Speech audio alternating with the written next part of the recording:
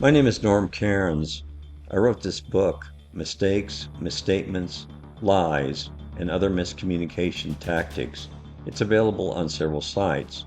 I'm a former journalist, federal prosecutor, and I'm currently a private investigator. In my first video, I focused on lies, but I never really explained how interrogation works. There are different schools of thought. One method is to try to befriend the person being interviewed, get them to trust you and confide in you. In my lifetime experience as a prosecutor and investigator, I have found that never works. When the interviewee came into the interview room, I would say, "Hi, I'm Norm," but they knew exactly who I was, and what I wanted, and they were never going to befriend me. The object of interrogation is to get the witness to talk with you. At the beginning of the conversation, it doesn't really matter what you talk about. A full explanation of statement analysis is beyond the scope of this short video, but if someone chooses to tell you something that doesn't make sense, it makes sense to that person, so you have a missing piece of the puzzle.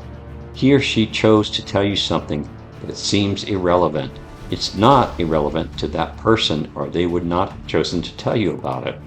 I read the deposition of a man who was a foster parent under the Children, Youth, and Families program. A toddler-aged child had drowned in his hot tub, resulting in a lawsuit. The man gave a lengthy narrative about trying to get the child out of the car, get the groceries out of the car, make sandwiches while the child was crying. My boss came to me and asked me, "What does this mean?"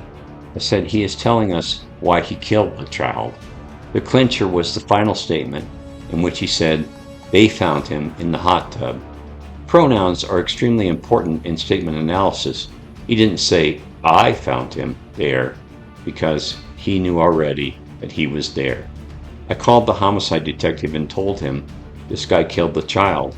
He responded, "I know he killed the child, Mr. Cairns, but I can't prove it, and neither can you."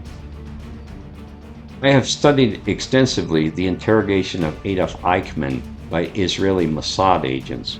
Eichmann was living under an assumed name in South America. The agents kept repeating to him, "Your name is Adolf Eichmann. Your serial number is XXXXX." Well, it was the wrong serial number, and the Mossad agents knew that, but they kept repeating it to him. Eventually he said, "That was not my serial number." That one statement was enough to get him executed in Israel for war crimes. I touched briefly on the failure of memory in my last video. Often a witness simply cannot remember something. They actually do remember. They just can't recall the memory. This is a trick I invented myself. I would say, "Okay, let's change the topic. Tell me a story, any story, but it has to be one that you have told other people in the past, not a secret or anything like that." When they were about halfway finished with the story, I would say, "Okay, stop. I don't want to hear the end of the story. I want you to focus on what happened on such and such a day." It was amazing how their memories would often improve.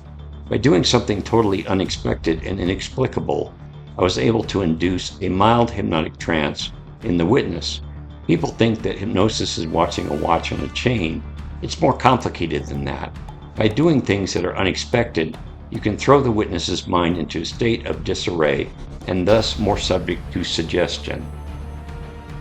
As an interrogator, sometimes the best you can deduce is that the statement is playing from memory, in which case it's true as far as that witness is concerned.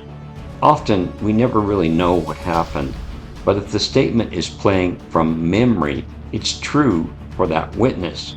Final exam in one of my advanced classes was to evaluate the statement of a psychic who had come forward to help police solve a series of murders. I could not make heads or tails out of it. The instructor called on me first. I said, "Well, the statement appears to be playing from memory," to which he responded, "Congratulations, Mr. Cairns, you get an A.